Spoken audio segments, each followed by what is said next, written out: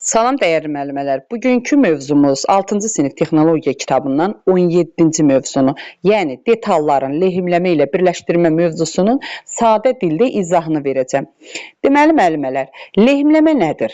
Lehimləmə ərinmiş lehimin köməyi ilə əsasən metalların qırılmaz əlaqəsini əldə edilmə prosesidir. Yəni metalların qırılmaz əlaqəsinin əldə edilmə prosesi lehimləmədir. Onu da ərinmiş lehimin köməyi ilə aparırıq.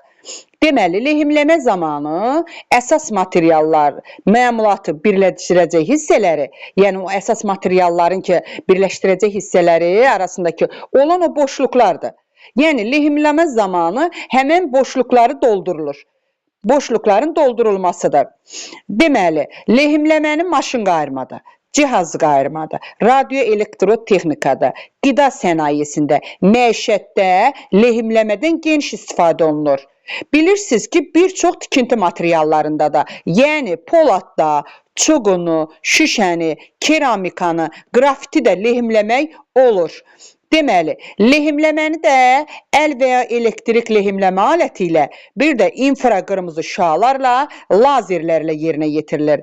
Lehimləməni nə vasitəsilə yerinə yetiririk dedikdə, lehimləməni lehimləmə aləti vasitəsilə yerinə yetiririk. Çünki lehimləmə üçün əsas vasitə lehimləmə alətidir. Lehimləmə alətinin də 8 hissəsi var.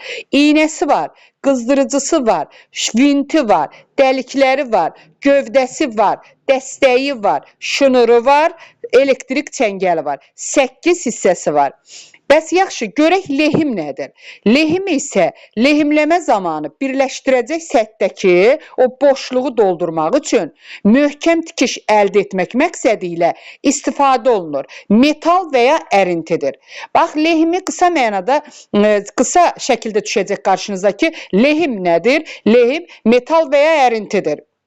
Burada açar sözümüz bizim, deməli, səthlərdəki boşluğu doldurmaq, möhkəm tikiş əldə etmək, metal və ya ərintidir.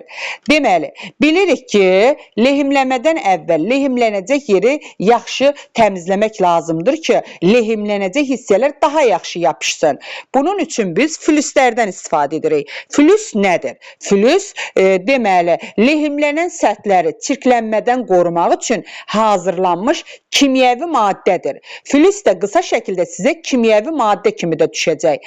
Deməli, lehimləməni biz bilirik ki, lehimləməni flüslərin sayəsində həmən o lehimin birləşdirəcək hissələrini daha yaxşı yapışdırırıq. Deməli, daha yaxşı lehimləmə zamanı daha yaxşı yapışmaq üçün flüslərdən istifadə edirik ki, flüslər sayəsində də birləşdirəcək hissələr daha yaxşı yapışır. Bəs yaxşı, kanifol nədir? Kanifol da şam qatranının distiləsindən əldə edilən sarımtıl qəhvəyi rəngli qatran maddədir.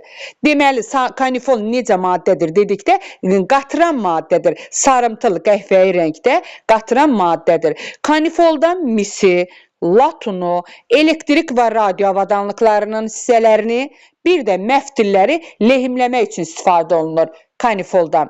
Bəs yaxşı, lehimləmək üçün iş yerini necə hazırlamaq lazımdır?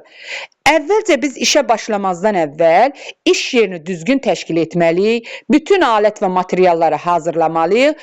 Deməli, bu alət və materiallar hansıdır? Atlıq taxtı üzərində icra edirik lehimlənən alətləri, atlıq taxt üzərində lehimlənəcək yeri bütün o artıq hissəciklərdən, yəni yağdan, pastan əsaslı surətdə təmizləməliyik. Bunu da nə vasitəsilə edirik? Yeyə və metal fırça vasitəsilə edirik. Təmizləmək lazımdır. Sonra, lehimləməni də necə yerinə yetiririk? Lehimləmə alətin qızdırılır, sonra bir neçə saniyə kanifola batırılır. Ondan sonra lehimləmə alətinin iynəsinin ucu ilə 1 və ya 2 damla lehim götürülür. Lehim götürüldükdən sonra lehimləmə alətinin iynəsinin ucu ilə lehim təbəqəsi örtülənə qədər kanifol parçası üzərində saxlanılır. Deməli, işi belə yerinə yetiririk. Sonra, bəs yaxşı, lehimləmə zamanı hansı səhvlər və onun qarşısını necə almalıyıq? Gəlin buna baxaq. Deməli, lehimlənəcək hissələr pis təmizlənmiş və yağdan azad edilməmişdir. Deməli, bu cür birləşmələr möhkəm olmur. Əgər pis yaxşı təmizlənməyibsə, yağdan azad edilməyibsə, bu zaman lehimlənəcək hissə möhkəm olmur. Çünki yaxşı yapışmır. Ona görə də lehimləmə yerlərini əsaslı surətlə təmizləmək və yağsızlaşdırmaq lazımdır. Lehimləmə aləti işə zəif hazırlanmışdır. Deməli, lehimləmə alətini yeyə ilə təkrar təmizləməliyik və onun iynəsini qalaylamalıyıq. Deməli, əgər lehimləmə aləti işə zəif hazırlanıbsa, lehimləmə alətini yeyə ilə təkrar təmizləyirik, sonra onun iynəsini qalaylayırıq. Deməli, bu da bizim mövzumuzun sadə, aydın şəkildə izahı.